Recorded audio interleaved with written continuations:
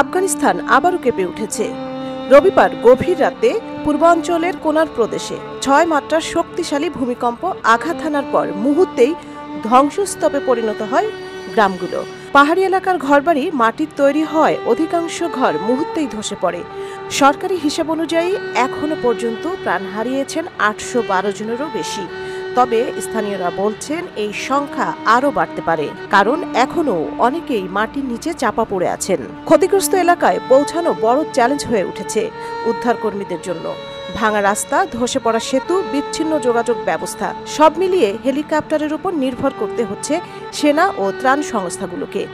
অনেক জায়গায় এখনও উদ্ধারকারীরা পৌঁছাতেই পারেননি। কোনারের আসাদাবাদ প্রাদেশিক হাসপাতালের কর্মরত এক চিকিৎসক বিবিসিকে জানিয়েছে, হাজার হাজার মানুষ তাদের ঘরবাড়ি হারিয়েছে। তাদের তাঁবু দরকার, ওষুধ দরকার। রেড ক্রস কিছু সহায়তা দিচ্ছে, কিন্তু তাদের আরও সাহায্য প্রয়োজন। জানা যায় তাদের ছোট্ট হাসপাতালে ২ শতাধিক আহতকে চিকিৎসা দেওয়া হচ্ছে, কিন্তু শয্যা, ওষুধ, খাবার সবকিছুরই ঘাটতি রয়েছে ভয়াবহ। জাতিসংঘ জানিয়েছে, দুর্গম অঞ্চল হয় ক্ষয়ক্ষতির সঠিক হিসাব পেতে আরও সময় লাগবে। তবে তারা সতর্ক করেছে, মৃতের সংখ্যা দ্রুত বাড়তে পারে।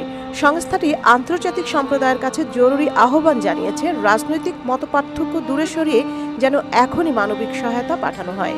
ভূমিকম্পের ভয়াবহতা নিয়ে স্থানীয় বাসিন্দারা বলছেন, তাদের জীবনে এমন পরিস্থিতি তারা আগে কখনো দেখেনি। এক মুহূর্তে ঘর বাড়ি, জমি, ফসল, এমনকি প্রিয়জনকেও হারিয়েছেন তারা। এখন তারা খোলা আকাশের নিচে রাত কাটাচ্ছেন। হাতে নেই খাবার কিংবা নিরাপদ পানির ব্যবস্থা।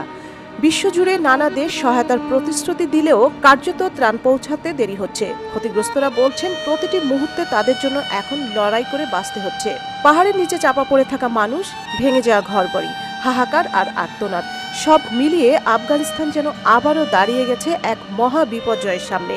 মানবিক সহায়তার জন্য তারা চেয়ে আছে গোটা বিশ্বের দিকে। সঞ্জিতা জুথি, সারা বাংলা।